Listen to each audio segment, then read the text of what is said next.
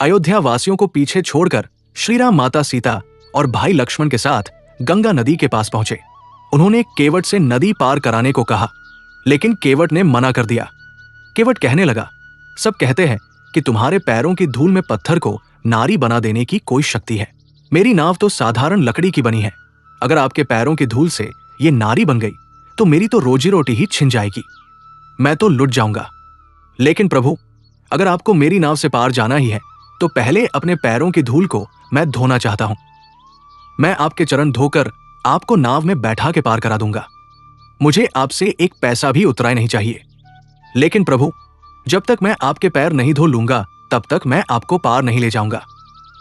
केवट के ये प्रेम भरे वचन सुनकर श्रीराम, लक्ष्मण और माता सीता तीनों हंसने लगे। श्रीराम ने कहा कि भाई, तू वही कर जिससे तेरी नाव बची रहे। केवट के आंखों में खुशी के आंसू भर आए।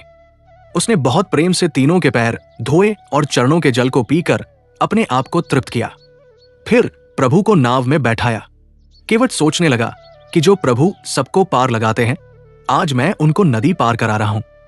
गंगा के पार पहुंचकर श्रीराम संकोच से खड़े हो गए, क्योंकि उनके पास केवट को देने के लिए एक भी पैसा नहीं था। तब माता सीता एक रत्न जड़ित अंगूठी केवट को देने लगी। केवट ने हाथ जोड़कर प्रभु से कहा, प्रभु, आज मुझे सब कुछ मिल गया। मेरे दुख, मेरी गरीबी, मेरे दोष आज सब मिट गए। आज आपने मुझे भरपूर मजदूरी दी है। मुझे इस अंगूठी की कोई आवश्यकता नहीं।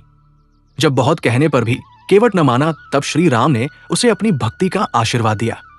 बच्चों, इस कहानी से आज हमने सीखा कि भगवान ने हमारी मेहनत और हमारी समझदारी के अनुसार हमें जो कुछ भी दिया है, जितना भी दिया है, हमें उसमें ही संतुष्ट रहना सीखना चाहिए। बच्चों, ज्यादा सामान रखने से हमारा बहुत सारा समय और शक्ति उस सामान को ठीक से रखने में और उन्हें ढूंढने में ही खर्च हो जाती है।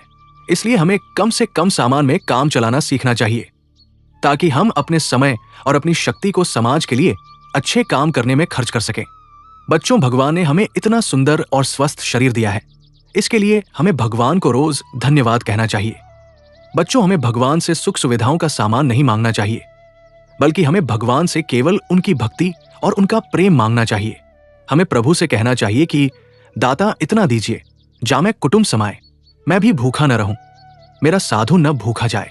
जब हम मंदिर में पूजा करने जाते हैं तो भगवान की पूजा करने का मतलब होता है कि भगवान जी ने हमें जो कुछ भी दिया है उसके लिए उन्हें धन्यवाद कहना। जितने भी जीव जंतु जमीन पर रहते हैं, आसमान में उड़ते हैं और पानी में रहते हैं, इन सभी जीवों की वजह से हमारी प्रकृति बहुत सुंदर रहती है और इनकी वजह से ही हम मनुष्यों का जीवन भी ठीक से चलता रहता है।